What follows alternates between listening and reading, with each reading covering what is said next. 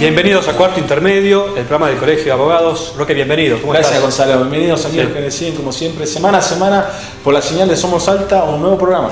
Un nuevo programa y vamos a hablar distintos temas. En primer lugar, vamos a hablar con licenciados, con abogados que forman parte del Instituto de Derecho Internacional Público de la Universidad Católica de Salta, que tienen una muy importante noticia para darnos. Van a inaugurar un centro de apoyo para ingreso al ISEN. El ISEN es el Instituto de Servicio Exterior de la Nación. Aquellos que quieran hacer carrera diplomática, sigan este programa, va a ser dos bloques muy interesantes. Es importante saber que la carrera diplomática está abierta a todas las profesiones, no necesariamente abogado o licenciado en ciencias políticas o relaciones internacionales. Tienen que ser todas carreras que tengan más de 4 años, ¿no es cierto? Así que hasta 4 años. Así es. Y también vamos a tener un consultorio jurídico Gonzalo. Sí. En este caso nos va a visitar el doctor Facundo Fernández para hablar de reclamo laboral. Así es todo un tema, sobre todo en esta época de crisis económica, ¿no? Así, muchos conflictos laborales. Y como siempre decimos de este espacio, si ustedes tienen alguna duda, alguna consulta, ¿qué es lo que tienen que hacer, Gonzalo? Consulte con su abogado.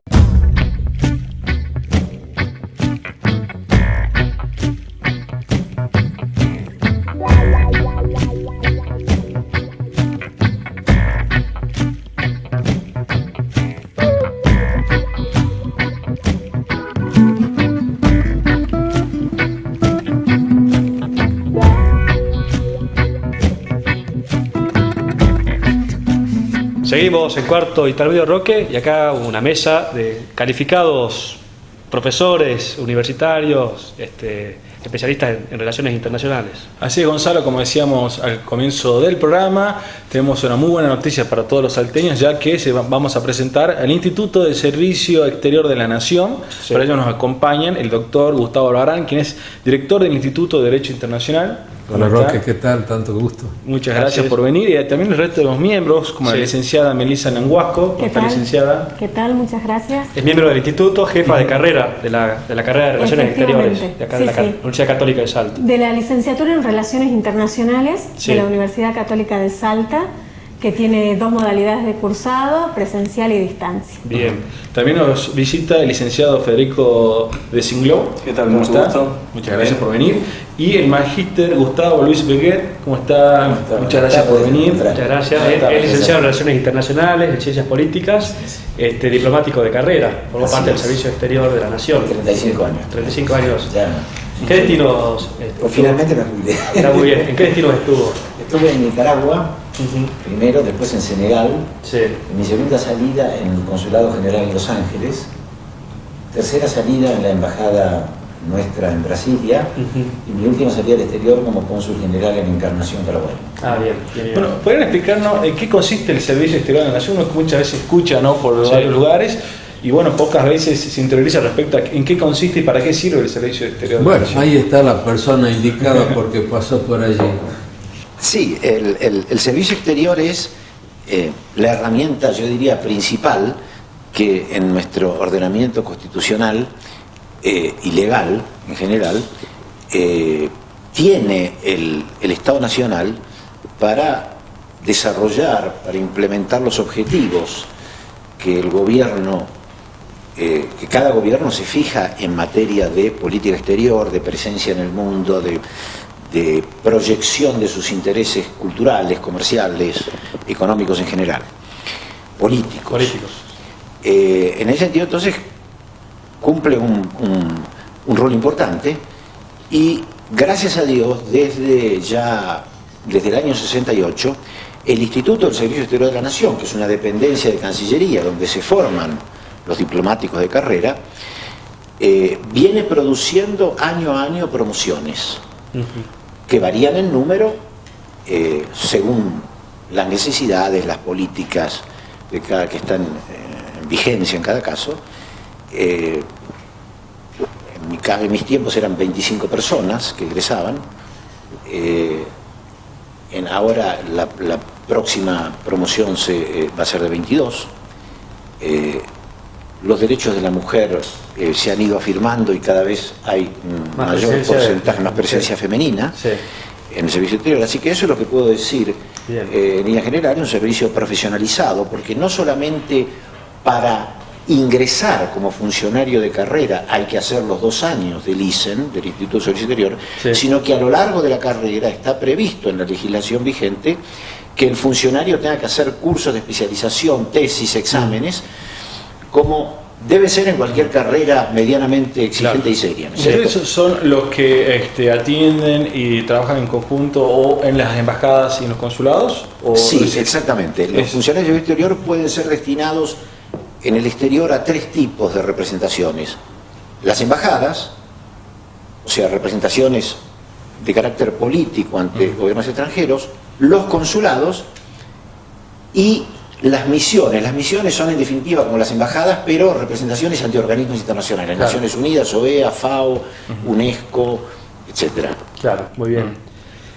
Bueno, importante saber, digamos, que para formar parte de la carrera, iniciar una carrera diplomática, hay que estar formado, hay que rendir exámenes y demás. Y en Salta, yo puedo aportar lo siguiente, Gonzalo, a lo que dijo Gustavo. No hay otra forma de ingresar al Servicio Exterior de la Nación que a través del curso en el ISEN. Ahora, ¿por qué venimos y les agradecemos enormemente esta invitación? Porque nosotros hemos constituido en Salta un centro de apoyo para todos aquellos que quieran ingresar al Instituto de Servicio Exterior de la Nación. Aclarando que ahora lo puede hacer cualquier profesional que haya cursado una carrera de grado de más de 4 años. Cualquier profesión. Cualquier profesión. Lo cual da una idea de que se quiere abrir la Cancillería en varios sentidos. A tener muchas miradas, en primer lugar. A que haya una representación más federal. Porque esta idea no es original nuestra, la hemos tomado de algo que ustedes conocen, que es el IDELA de Tucumán. Sí, de la Universidad Nacional de Tucumán. Y yo he hablado mucho con mis colegas, Marta Tejerizo, Jorge Torres, sobre esto. Y hemos logrado, hemos solicitado al rectorado, y el rectorado lo aprobó por resolución. O sea, tenemos una resolución rectoral. Por supuesto, estamos poniendo énfasis en aquellas profesiones que históricamente han ingresado a la Cancillería. Afines, abogacía, como en el caso y los licenciados en abogacía. Relaciones Exteriores. Este mensaje que traemos hoy es fundamentalmente para jóvenes abogados, porque la Cancillería puede parecer una cosa muy lejana para nosotros. Hay un empeño de la Cancillería de tener una mayor representación. Los tucumanos lo han logrado. Hay muchas personas que tienen estado diplomático o por ende se desempeñan en Cancillería o en el extranjero, y la gran mayoría de los tucumanos han pasado por el IDELA. Nosotros queremos repetir en Salta eso, más teniendo en cuenta la posición estratégica de nuestra provincia, para que cualquier persona que tenga por lo menos curiosidad para saber de qué se trata, se arribe a nosotros. Ya Federico es el indicado para esa gestión de contacto. Y bueno, y ese es nuestra aspiración. Bien. Llenar de salteños la Cancillería. Bien, muy bien. Federico, los que están interesados, ¿qué requisitos deben cumplir? Ya sabemos, ser profesionales, una carrera de 4 años como mínimo de grado. Siempre se publica la resolución ministerial de llamado al concurso de ingreso, se hace cada año, porque puede haber variaciones de un año a otro, pero en general los requisitos son siempre los mismos. Una carrera universitaria de grado, con un plan de estudio no menor a 4 años, yo creo que no hay ya carreras universitarias que tengan menos de 4 años de plan de estudio. O sea que está abierto a profesionales de todas las áreas. Un profesor de historia, un médico, tal cual, un abogado, un contador. Bien decía Gustavo que hay carreras que son tradicionales, digamos, en abogacía, relaciones internacionales, ciencia política, pero también queremos dar el mensaje de que está abierto a cualquier profesional. El requisito de los idiomas. Mira, se pide inglés, un nivel de inglés que tiene que estar certificado. Eso lo pueden consultar en la página del ISEN, isen.gov.ar, ahí están siempre cargadas las resoluciones ministeriales para el concurso de ingreso, y ahí establece qué nivel de inglés, por ejemplo en el sistema Cambridge, con un certificado FIRST se puede ingresar, y ahí dice, bueno, qué graduación tiene que tener cada modalidad de examen. Así es. Con la particularidad de que se pide en ciertos exámenes una antigüedad no mayor a 3 años. O sea que si uno ya tiene un certificado que es un poco más antiguo, tendría que rendir de nuevo. Exactamente. Bueno, eso es bueno destacar. ¿Y la edad? Hasta 35 años. Ajá, bien. Y ahí en la misma resolución ministerial se fija una fecha de corte, digamos, generalmente el 15 de noviembre del año del concurso. Perfecto. Sí, bueno, sí. Clarísimo los datos generales. ¿Y qué consiste el examen de ingreso? Digamos, ¿cómo es el examen? Digamos, Bien, además de lo ya dicho acá por los compañeros de esta propuesta, vale decir que el espíritu de trabajar en este proyecto, además de federalizar el ingreso al Instituto de Servicio Exterior de la Nación, es también entender que para prepararse hay que tener una vocación de servicio, ¿no? Es Instituto del Servicio Exterior de la Nación, el mismo nombre lo dice. Sí. Esto significa que hay que tener realmente una gran vocación de servicio, en donde son distintas las etapas para poder ingresar en esta carrera diplomática. Las etapas claramente significan un esfuerzo o preparación en materias que están vinculadas directamente con el estudio de la política internacional, de la economía internacional, de la historia política argentina, además de esta condición de tener idiomas. Sin embargo, una cuestión no menor es tener, en primer lugar, el deseo y tener la vocación de servicio, de entender que a partir de iniciar esta carrera se conforma el cuerpo diplomático, ¿verdad? Entonces, hay una gran vocación de servicio que implica estar destinados en distintos lugares también, realizando distintos tipos de tareas, teniendo en cuenta que los destinos en los cuales se trabaja no siempre son los más conocidos ni los más deseados. No siempre me van a mandar a Washington, digamos. Tal cual. Y de hecho hay un eufemismo que lo describe claramente, que ilustra esta situación, diciendo que hay destinos Revlon y destinos Baigón. Entonces esto claramente refleja que no todos los destinos son iguales y no todos los destinos lógicamente serán los esperados de la misma manera, ¿no? Exacto. El concurso de ingreso implica distintas instancias de evaluación, algunas que tienen que ver con instancias de contenido, como decía anteriormente, exámenes relacionados con política internacional, con historia, con economía. Además hay otras instancias que tienen que ver con la preparación psicológica. Hay una instancia de evaluación psicológica, otra que tiene que ver con un examen de cultura general y con preparar ensayos que actualmente tienen que ver con aquellas temáticas que están vinculadas con problemáticas actuales de política internacional. Un poco retomando la cuestión del examen psicológico, en realidad lo que se quiere desentrañar es que la persona tenga realmente la capacidad para poder adaptarse. Para poder adaptarse a vivir en distintos lugares, a poder estar en distintos destinos. Bien lo puede describir acá el licenciado Magíster Beguet, ¿no? Claro, es que es una opción de vida. Sí. Esto es lo que el mensaje queremos dejar a los jóvenes profesionales. Es una opción de vida. Y si una vez que ingresan allí, vendrán a Salta, y eso para Navidad, porque después van a dar vueltas por el mundo. Y además tienen que tener conciencia que es como ingresar al Balseiro. Es de una gran exigencia. Es para gente que tiene ese gusto por los desafíos intelectuales, por la apertura mental.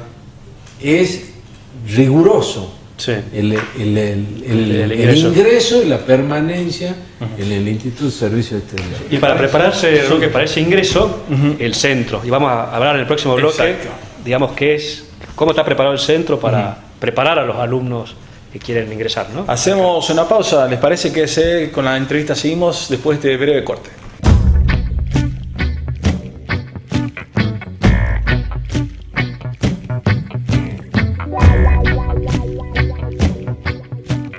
Reconocer y respetar los derechos humanos está en tus manos.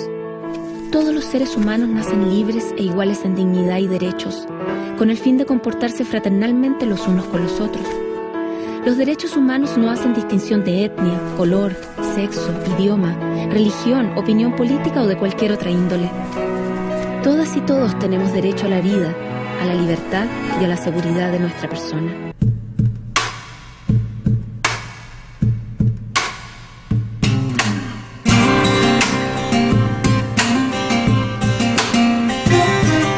Seguimos en Cuarto Intermedio Roque con esta mesa. Así es. Tan agradable, tan calificada, ¿verdad? Bueno, disculpamos al doctor Gustavo Barbarán, que tuvo que retirarse porque tenía una reunión en la universidad, así que no está presente en este segundo bloque. Pero queramos continuar para que nos cuenten respecto en qué consiste este centro de apoyo, cuáles van a ser, en qué van a hacer más énfasis, en qué puntos académicos más importantes, para que la población sepa más o menos contra qué se tiene que enfrentar. Exactamente, porque el ingreso es exigente, eso ya quedó bien claro en el bloque anterior. Entonces, ¿cómo es la preparación que va a brindar la Universidad Católica a través del centro de apoyo? Bien, nosotros hemos proyectado esta propuesta primero teniendo en cuenta que hay una gran necesidad de difundir esta posibilidad que, como decíamos anteriormente, implica una gran vocación de servicio, pero además también implica una posibilidad laboral con estabilidad. Exacto. Entonces, lo primero que queremos hacer en esta propuesta es difundir que la posibilidad existe para todo aquel que tenga una carrera de grado, esto en primer lugar, y que por supuesto tenga la vocación de servicio. ¿Sí?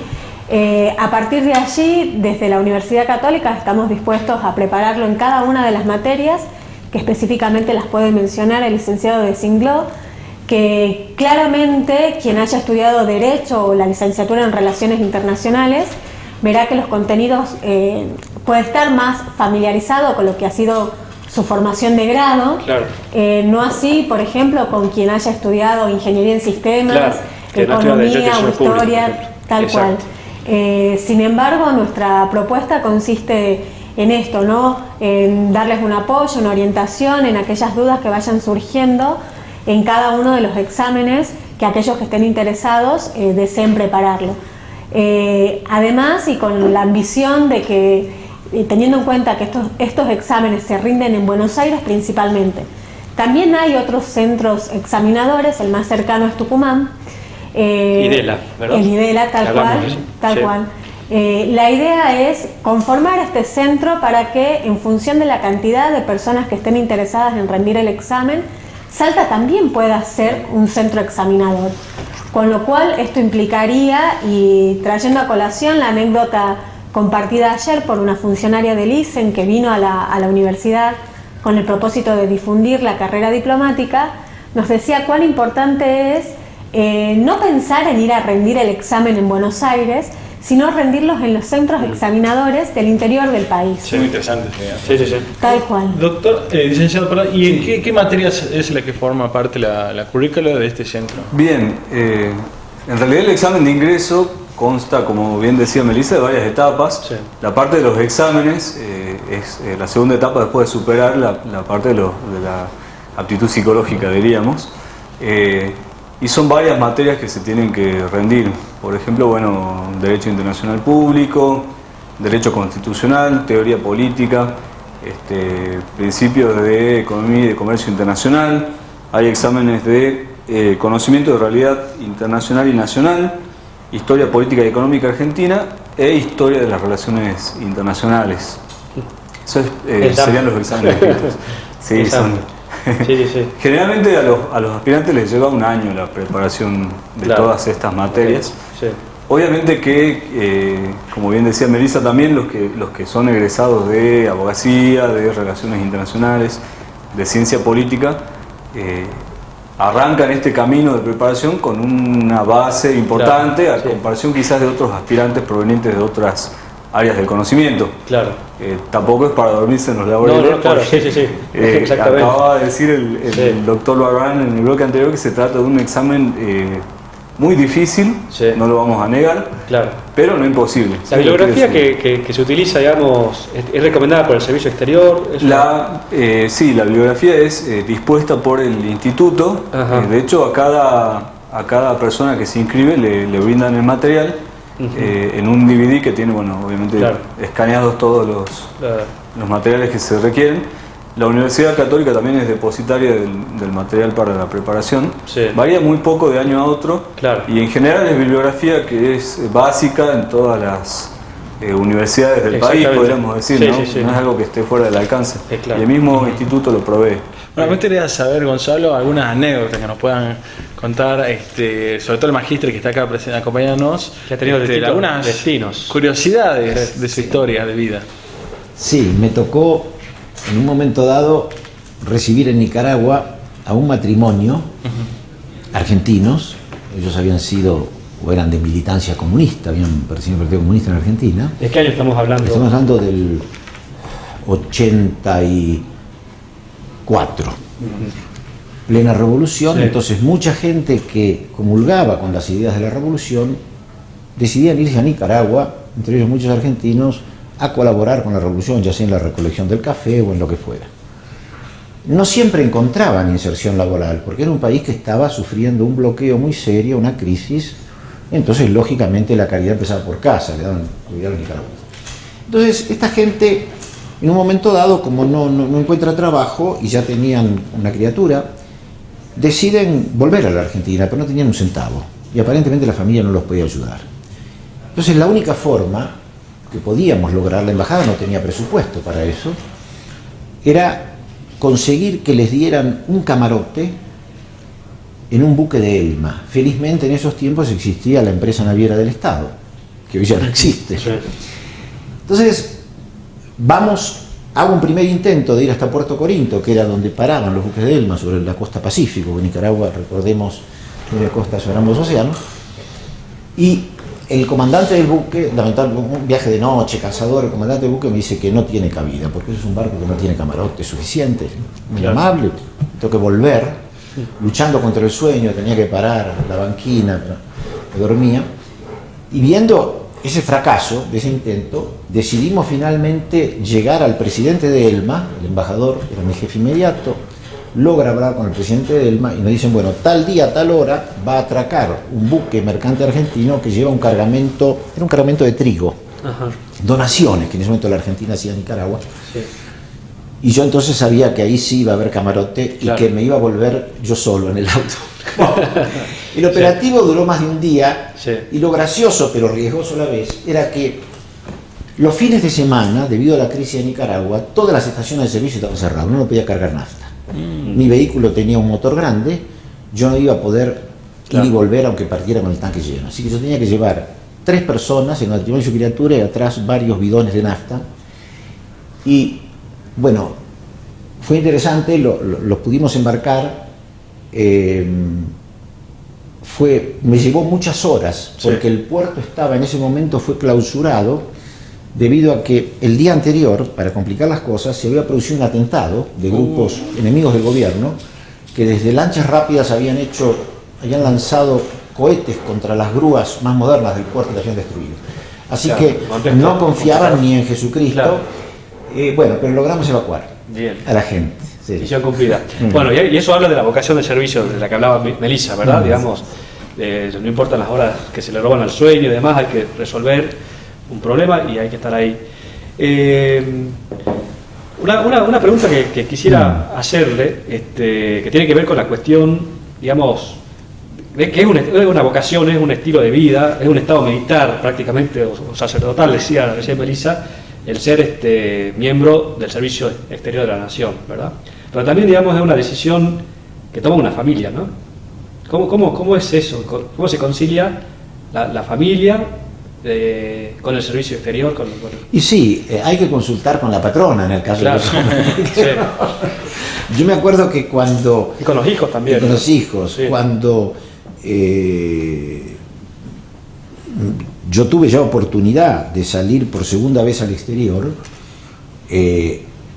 había recogido una experiencia que era difícil en algún sentido, porque si bien nos había ido bien, nuestros hijos habían crecido sanos, creo que con una buena, llamémosle, atención de parte de los padres, habíamos tenido que, por ejemplo, el problema del paludismo en Senegal, que no se daba en Nicaragua, pero en Senegal sí era muy común. Yo tuve paludismo y mis hijos también. Felizmente, como tomaban antídotos, a ellos los atacó un paludismo suave, a mí me atacó mucho más fuerte. Claro.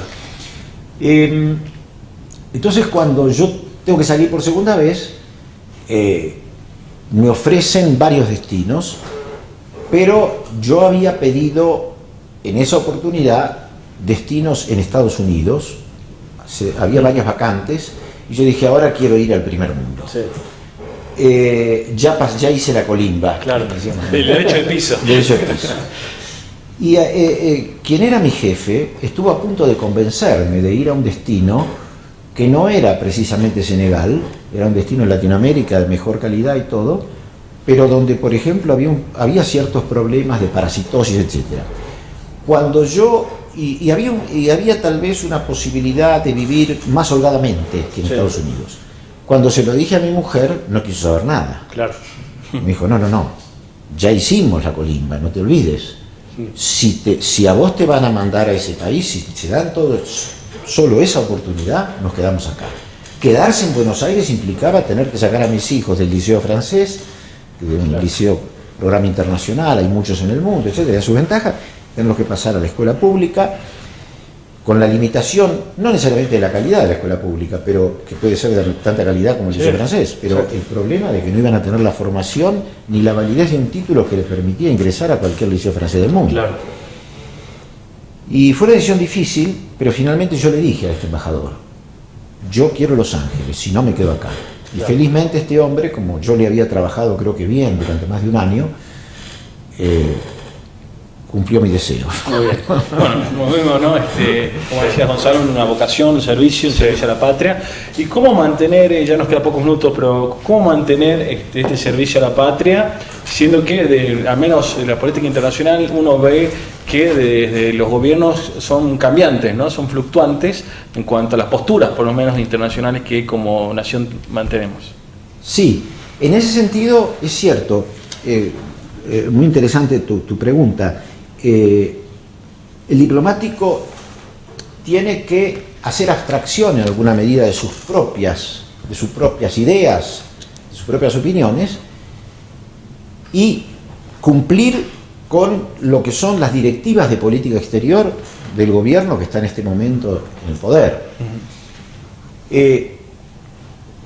Eso, por un lado, es cierto, es una limitación. No obstante, el diplomático puede también a veces expresar sus opiniones en otros ámbitos, en una conferencia que dé, en un artículo que escribe. Es decir, no es que esté totalmente amordazado en términos de expresar sus ideas. Pero es cierto, sobre todo cuando se está en el servicio activo, es decir, todavía uno no está jubilado, uno tiene menos libertad de expresión. Pero también allí, que lo que tiene una persona que no pertenece al servicio exterior, pero también allí juega la diplomacia con que uno sepa decir las cosas. Hay formas y formas, ¿no es cierto? Hay formas más ofensivas, más urticantes, y otras que son más amigables, ¿no es cierto? Pero uno tiene, más allá de esta limitación que uno tiene en cuanto a que uno es, si se quiere, ejecutor de políticas que se dan en cada circunstancia temporal, uno también, por ejemplo, en la actividad consular, tiene la sensación y la satisfacción de que está sirviendo a los argentinos que están en el exterior y a los extranjeros que necesitan el consulado en cualquier tiempo y lugar, y cualquiera sea el gobierno que esté. Solucionando pequeños problemas, medianos problemas, grandes problemas, pero siempre sabiendo que está tu país ahí. Con la anécdota que yo les contaba, en un servicio consular, el conseguir repatriar a un argentino, ¿no? Exacto. O el conseguirle a veces a un argentino que le han robado todo el dinero que tenía y hay que conseguirle que en alguna institución caritativa le den alojamiento hasta que algún pariente le mande el dinero del pasaje. Entonces es una tarea de relación con la comunidad local muy importante, localizar a un argentino que hace 20 años que se fue de la Argentina y que su familia lo busca, y hay que contactar a la policía, a distintas organizaciones, a ver si se lo puede ubicar y si es que el señor quiere contactarse, porque hay algunos que se escapan. Exactamente. Melissa, una pregunta, como jefa de carrera, ¿verdad? De la carrera de licenciatura en Relaciones Internacionales. ¿El alumno qué es lo que busca cuando se inscribe en la carrera? ¿Cuál es ¿Qué es lo que tiene en la cabeza, en mente? ¿Cómo imagina su futuro una vez licenciado? Bien, es muy buena la pregunta y bueno, creo que la respuesta ha variado desde que se inició la carrera en el año 97 hasta ahora. La respuesta ha variado porque naturalmente se asocia la licenciatura en Relaciones Internacionales con la carrera diplomática como la salida natural. Sí. Sin embargo, creo que las primeras promociones estaban más vinculadas a esta idea y actualmente esto ha variado. Actualmente nuestros estudiantes son bastante más versátiles, más flexibles, más abiertos también a un mundo que tienen en la palma de la mano. Claro. Esto hay que decirlo. Sí. Pueden ingresar en organismos internacionales, saber en qué consiste, cómo concursar para formar parte de un plantel que lleva la gestión de un organismo internacional. De hecho, tenemos la posibilidad de visitar sede de Mercosur y de ALABI, por ejemplo, organismos internacionales de integración en donde ellos pueden ver y contar, digamos, a través de su propia experiencia, dónde están esos organismos, en qué trabajan, quiénes trabajan, cómo accedieron a ese lugar. Claro.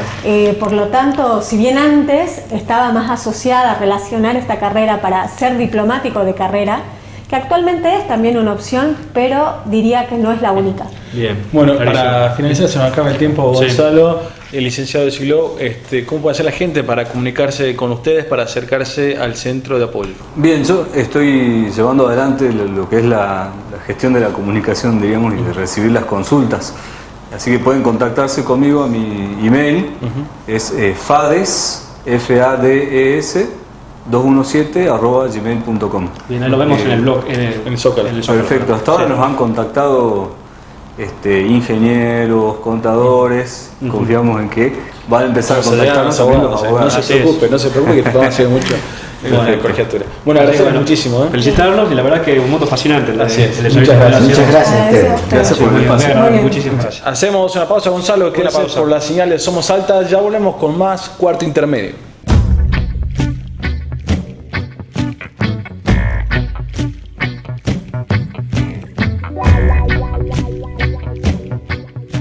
Conocer y respetar los derechos humanos está en tus manos.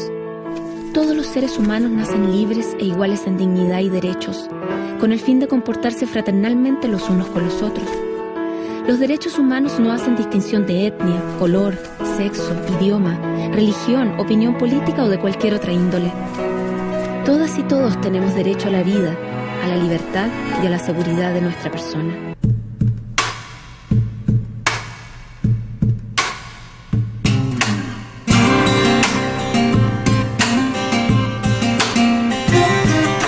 Ok, acá estamos para hacer una consulta jurídica. Así es, Gonzalo, como decíamos al principio del programa, vamos a hablar de reclamo laboral. Así es, así que bueno, para ello vamos a visitar el estudio de quién. De Facundo Fernández, es un abogado que ejerce hace varios años en materia laboral. Vamos a ver si nos recibe, ¿te parece? Bien, vamos. Adelante. ¿Qué tal, doctor?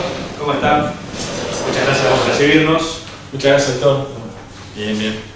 Bueno, tenemos muchas preguntas, Roque, ¿no? Para hacerle al doctor. Así, Gonzalo, como decíamos al comienzo del bloque, para hablar de lo que es el reclamo laboral, imagino que muchas personas van a estar atentas a esta entrevista, pero primero presentemos a nuestros televidentes quién es el doctor Facundo Fernández. Sitting on the top of the roof, the bridge is all mine, steam engines roll by, the bridges fall down, and so do my dreams. Presentado entonces el doctor Roque, tenemos preguntas para hacer, ¿no? Tenemos preguntas para empezar. Bueno, primeramente, ¿en qué consiste el reclamo laboral y qué es en concreto un reclamo laboral? Bueno, Roque, cuando tenemos una relación laboral, trabajador-empleador, estamos principalmente en un contrato. De la misma manera que un contrato de compra-venta, donde uno compra una casa, por decirle, y a cambio paga un dinero, tenemos derechos y obligaciones de ambas partes. También en la relación laboral tenemos derechos y obligaciones de ambas partes, trabajador y empleador. El trabajador tendrá el derecho de cobrar un salario y el deber de otorgar su fuerza de trabajo, mientras que el empleador tendrá el derecho de recibir ese trabajo y de abonar, y principalmente el deber de abonar ese salario en tiempo y forma. A todo ello hay que acumularle todas las demás obligaciones y derechos que hacen al propio desenvolvimiento de la relación laboral, como por ejemplo cuál será la jornada de trabajo, cuál será el momento de descanso dentro de la jornada, el respeto propio por la persona dentro del ámbito laboral, ¿no? Y todo otro tipo de cuestiones que son accesorias, pero que sobre todo protegen la dignidad de ambas partes y principalmente aquí del trabajador, quien es la persona humana, que se gana la vida a través de su trabajo. Lo que se da la vida en la relación laboral, digamos, es que si bien, digamos, uno conoce cuáles son sus obligaciones y sus derechos y demás, resulta que por la relación equidistante que hay entre empleador y trabajador, una la parte débil, el trabajador evidentemente, no reclama cuando tiene derecho a hacerlo. Por ejemplo, a mí el empleador me paga mitad de mi sueldo en blanco, mitad de mi sueldo en negro. Y yo no lo reclamo mientras existió la relación laboral. Lo hago recién cuando ya se ha extinguido la relación y ahí, bueno, le digo, y usted nunca me integró el sueldo de manera correcta y me intima ahora que lo haga y demás. Pero en la vida mientras está vigente la relación, es difícil que se dé el reclamo, que el trabajador se anime a reclamarle al empleador. ¿Es así? En la vida. Efectivamente, Gonzalo, más en la situación económica que estamos, en la situación dificultosa de conseguir un nuevo trabajo, la gente cada vez más se resiente a realizar un trabajo laboral, un reclamo laboral, continúa con su trabajo en las condiciones que viene realizando por el miedo de no tener un sostén en su familia. Claro. De todas maneras, siempre a lo largo de la relación laboral, mientras esta dure, uno puede continuar con esto y posteriormente hacer el reclamo de todos los incumplimientos anteriores. Claro. ¿Qué queremos decir? Cuando la relación laboral parece que está en un punto complicado, ¿no? Escuchamos rumores de despido, o ya la situación es inaguantable porque tenemos gastos, porque tenemos molestias en el trabajo, porque sentimos un verdadero aprovechamiento, digo, como desde el punto de vista de un trabajador, ¿no? Entonces lo que puede hacer este trabajador es un reclamo mediante un telegrama laboral, que es gratuito, en el cual intima todos los rubros que considera que están faltando en la relación laboral y que además es parte de la buena fe, porque el objetivo no es terminar el trabajo, no es como mucho está la idea del trabajador que busca pleito, ¿no? Sino que el primer objetivo es continuar esa relación laboral diciendo cumplamos ambas partes para poder continuar esto, porque la sociedad entera en realidad se beneficia con la relación de trabajo. Exactamente, ¿no? Para ello lo que siempre aconsejamos, y no por el hecho de ser abogado, es consulten a un abogado, porque un abogado sabe efectivamente cuáles son los rubros que corresponden reclamar.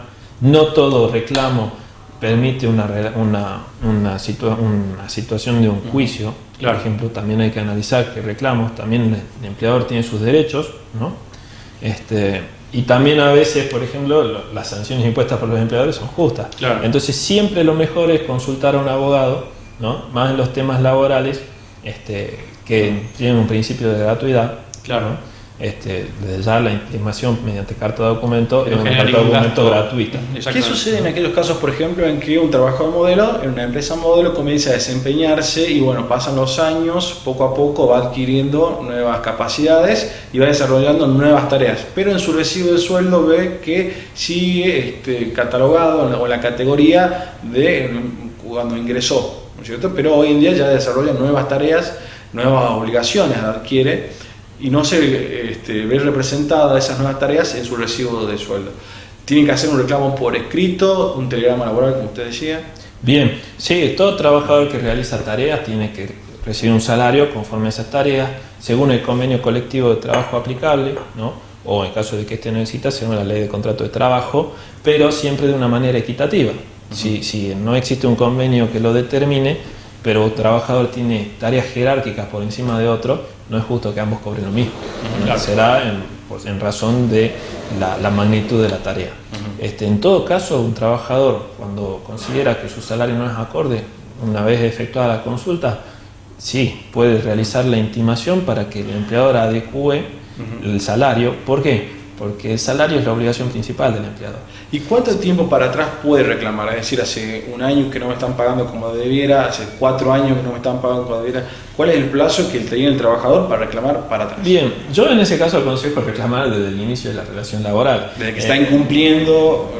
Yo desde el inicio, claro, desde el momento del incumplimiento. Ahora bien, la ley laboral establece el plazo de 2 años de prescripción, porque quiere decir que en principio usted va a tener una acción judicial para reclamar desde el momento del reclamo hasta 2 años atrás, y el tiempo anterior ¿no? Sí va a poder reclamarlo en cuanto a antigüedad, por ejemplo, pero no va a poder reclamar un salario en pago, ¿no? Judicialmente. Ahora siempre yo lo aconsejo incluirlo en la carta documento. ¿Por qué? Porque si el empleador tiene la buena fe de querer cumplir para continuar esa relación laboral, nada impide que cumpla con su obligación natural, su deber moral de venir y abonar el salario. Y pagar una obligación natural, dicen los especialistas en obligaciones, es un pago irrepetible, digamos, un pago hecho de manera legítima y irrepetible. Así que es un buen consejo, digamos. En el ámbito extrajudicial, por supuesto. Claro, sí. Judicialmente, hasta 2 años atrás no podemos reclamar. Porque si no, no te va a ir bien en el reclamo. No. Usted mencionó, doctor, que la relación laboral es un contrato donde están ambas partes. Ahora, ¿qué sucede cuando el reclamo respecto a la relación laboral es de parte del empleador hacia el empleado, de la patronal, digamos, hacia el empleado? ¿De qué formalidad debe guardar y en qué función cumple en este caso el legajo del empleado? Es muy interesante la pregunta, Roque, sobre todo porque para ambas partes, para el empleador que tiene que sancionar a un trabajador que no ha cumplido con sus obligaciones laborales, y para un trabajador que tiene que conocer sus derechos ante una posible sanción. La parte, como había mencionado Gonzalo, la parte más fuerte de la relación laboral es el empleador, y esa fuerza se traduce en las facultades de ejercer el poder disciplinario. Como él tiene el control de la empresa, ¿no? Entonces verificará quién está cumpliendo, y ante el incumplimiento podrá imponer una sanción que la ley de contrato de trabajo establece en apercibimientos, ¿no? O suspensiones. Pero no puede ser sanción aquella que afecte condiciones esenciales del contrato de trabajo, como ser, por ejemplo, el salario, la categoría. Quiere decir, no es porque esto, no es estilo de edad media, no puede ser un trabajador se portó mal, vaya a lavar el baño. Cuando por ejemplo, era cajero. No, cambio de categoría no es una sanción. Asimismo, para resguardar el derecho de defensa, ¿no? Ya que el empleador tiene esta facultad tan increíble, tan poderosa de manejar la cuestión disciplinaria, ¿no? Para limitar este poder y garantizar los derechos del trabajador, tiene derecho a conocer qué es lo que se está reclamando, por lo que la comunicación de la sanción debe ser por escrito y detallando expresamente cada uno de los incumplimientos, de manera que el trabajador pueda conocer efectivamente si ha cometido ese hecho, si no, si tiene un motivo de descargo. Siempre garantizar el derecho de descargo del trabajador para que en todo caso él impugne la sanción. En caso de impugnación de una sanción, también inclusive la ley prevé que debe existir un procedimiento sumarísimo, un procedimiento más rápido para dejar sin efecto esa sanción y que continúe la relación laboral normalmente, ¿no? Lamentablemente en el sistema laboral no estamos teniendo eso, ¿no? En general ya discutimos cuando la relación está extinguida y discutimos indemnizaciones en la justicia, no situaciones que se dan mientras vive la relación y para mantener la vida de esa relación laboral, ¿no? Otra situación compleja es cuando el empleador ya se excede de su poder disciplinario, digamos, y su derecho al ius variandi, a fijar otras condiciones que no estaban pactadas de antemano. Y cuando esa situación ya se vuelve una persecución, un acoso. Por ejemplo, a vos, que tenías como función estar en la mesa de entrada de la empresa, de repente te cambié de funciones y estás de maestranza o cumpliendo funciones en un sector, a pesar de que vos estás capacitado para otras funciones. Bien. O te asignan sobre tareas y demás. Sí. ¿Cuándo estamos frente a la persecución, al acoso laboral? ¿Y qué tiene que hacer el empleado frente a esa situación? Bien, son dos cuestiones distintas, ¿no? Sí. Por un lado, el empleador tiene la facultad de dirección de la empresa, puede determinar, bueno, hoy en día estás en caja, ¿no? Y el día de mañana estarás en otra categoría, pero siempre esa categoría tiene que ser mayor. De lo contrario, se afecta el ius variandi, claro, y es una imposibilidad manejar esas situaciones, como también otros cambios, como son el cambio de jornada, cuando perjudica al trabajador moralmente o materialmente, entonces no es válido y el trabajador puede reclamar la vuelta a las tareas anteriores o inclusive considerarse despedido. Claro. ¿no? Ahora, la situación que vos me planteas de acoso laboral, de persecución, de discriminación laboral, es un tema muy novedoso, ¿no? Pero novedoso desde el punto de vista jurídico, como que lo vemos como una cuestión laboral, pero en realidad siempre ha existido. Claro, sí, ¿no? sí. ¿Cuál es la diferencia con el ius variandi? No nos estamos refiriendo a el cambio de un trabajador que que lo afecta en cuanto a su categoría, por ejemplo, sino que estamos refiriéndonos al acechamiento de un trabajador, por ejemplo, sobrecargando a ese trabajador de tareas o no otorgándole ninguna, ¿no? Lo que demuestra un trato desigual con sus compañeros de trabajo. En ese supuesto, lo que el trabajador debe realizar, primero que nada, tiene una dificultad muy grande, que es la prueba, ¿no? Porque las situaciones de violencia o de hostigamiento laboral, no solo de la empresa, no solo del jefe, sino de algún jerárquico, puede ser otro trabajador jerárquico que realiza estas situaciones de hostigamiento, en general suelen hacerse en un ámbito muy privado, en un ámbito muy cerrado. La verdad que es demostrar que eso ha sucedido. Y en un ámbito donde los otros testigos pueden ser son empleados que no van a querer testificar en contra de su empleador. Digamos. Yo en ese sentido recomiendo la mayor amplitud probatoria. Me refiero a mensajes de texto, WhatsApp, audio. Bueno, la tecnología en parte ayuda a romper barreras hoy en día, pero también si no el juez tiene que valorar los indicios, como por ejemplo, el trabajador iba siempre al despacho del jefe y después de ahí salía con mala cara, ¿no? O llorando, llorando, le otorgaban otras tareas o no le daban ninguna. Son indicios que demuestran que efectivamente ahí hay un trato desigual. En ese caso yo le digo, el trabajador debe hacer la intimación a la empresa pidiendo el cese de esta persecución, ¿no? En base al principio de buena fe. Exactamente. ¿Y la empresa qué debería hacer? Continuar. Bueno, de naturaleza. Sí, son casos interesantes. Las empresas suelen a veces defender a los empleadores, a los trabajadores abusivos. Lo que yo le aconsejaría a una empresa es efectuar un sumario interno donde verifique cuál es el desempeño de cada trabajador y si efectivamente ese jerárquico está realizando hostigamientos laborales, ¿no? Y realmente lo más barato es sancionar a ese trabajador que está hostigando, ¿no? Que ir a un juicio donde puede ser condenada la empresa. Donde puede ser condenada la empresa, pero no solo condenada la empresa, sino que ya de por sí el hecho de estar ante un juicio genera gastos, ¿no? Para la misma empresa, para la sociedad, demora. Lo más conveniente siempre es solucionar esto dentro del ámbito de la empresa, que además no se vea afectada la misma. Efectivamente. Bueno, entonces tenemos los principios del reclamo laboral, Gonzalo. Es el principio de buena fe, es decir, que todos los reclamos y las presentaciones sean hechas para continuar con la relación laboral, para que mejore la relación laboral, para que la relación laboral persista. También que sea por escrito, para eso los trabajadores tienen el telegrama laboral, que es gratuito. Y el último principio sería, fundamentalmente el tema de la prueba, ¿no es cierto? De tratar de demostrar los hechos aducidos tanto de uno como del otro lado. Bueno, en cuanto a la prueba, el principio esencial va a ser siempre el indubio pro operario, ¿no? O el principio, en caso, a favor del trabajador, protectorio del trabajador.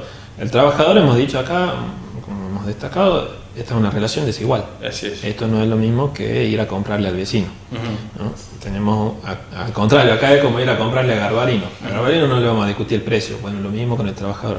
El trabajador no le va a ir a discutir al empleador de entrada, pagarme tanto porque sabe que se queda sin trabajo. ¿Aceptamos o no aceptamos? Exactamente. No hay otra opción. Entonces, para igualar esa relación laboral, el derecho del trabajo tiende a proteger, a otorgar mayores derechos a los trabajadores de manera de equilibrar esa situación, y porque lo que tiende el derecho es a la justicia de dar a cada uno lo que corresponde. De esta manera llegamos a un resultado justo. Bueno, la verdad que muy claro, ¿no, Gonzalo? Muchísimas gracias, doctor, por recibirnos. Gracias a ustedes. Y espero que todos hayan tomado nota y imagino que muchas personas estuvieron muy atentas a este consultorio jurídico. Muchas gracias. Hacemos una pausa, Gonzalo, llamamos la pausa más por intermedio. Y seguimos con el programa.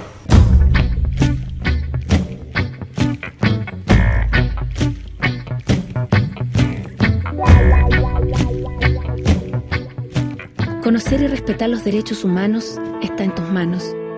Todos los seres humanos nacen libres e iguales en dignidad y derechos, con el fin de comportarse fraternalmente los unos con los otros. Los derechos humanos no hacen distinción de etnia, color, sexo, idioma, religión, opinión política o de cualquier otra índole. Todas y todos tenemos derecho a la vida, a la libertad y a la seguridad de nuestra persona.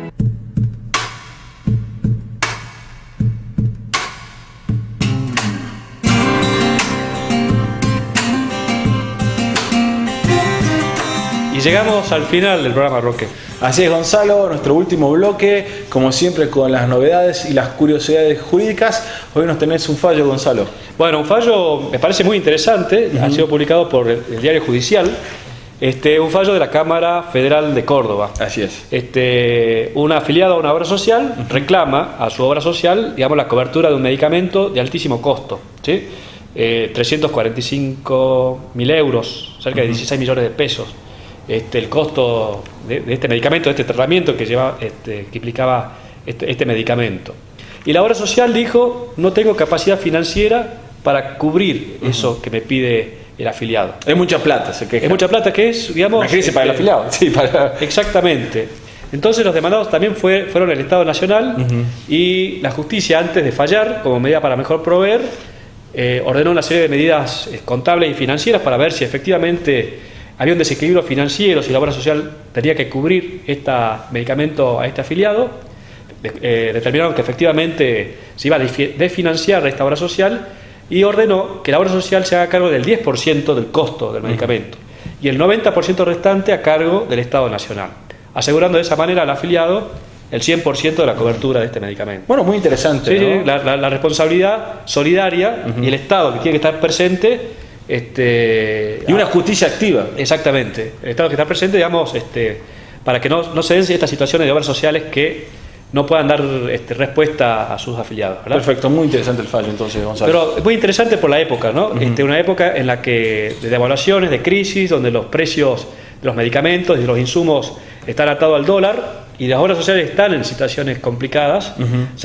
Darle tranquilidad al afiliado, saber que si la obra social efectivamente no puede cumplir, siempre está el Estado como garante del derecho a la salud.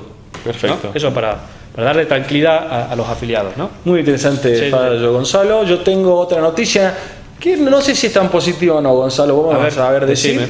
Tengo un nombre que lo podemos titular esta noticia, que podría ser Ross. R-O-S-S. Ese es el apellido de un ilustre jurista. Es el apellido de un ilustre jurista, y también es el nombre de un robot con inteligencia artificial que fue creado por la Universidad de Toronto, en Canadá, que básicamente es un robot abogado. Así es. Bueno, es una tendencia que se da en distintas profesiones. También están los robots periodistas, que están capacitados para escribir información y procesar información y escribir artículos, digamos. Mira, bastante interesante. O sea, pero en la abogacía. Funciona en la abogacía, sí. Bueno, es un robot que con inteligencia artificial, como decíamos, se le presenta un problema, una cuestión a resolver, o un contrato, por ejemplo, a analizar, o una relación contractual o laboral, y con citas, jurisprudencia y doctrina, resuelve el caso de manera rapidísima. O sea que no tenemos que consultar a ningún abogado.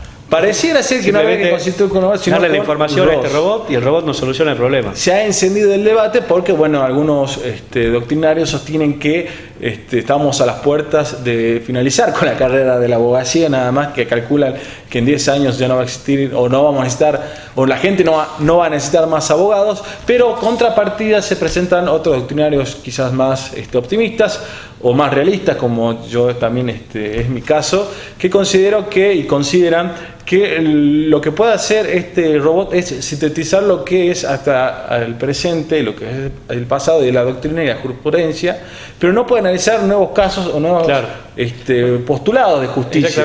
Lo que sostenía en su momento Lenin en la lucha por el derecho, que decía que el sentimiento de justicia es eso, es un sentimiento, y ese sentimiento va cambiando. Y la respuesta creadora a cada problema siempre la da el hombre, no una máquina.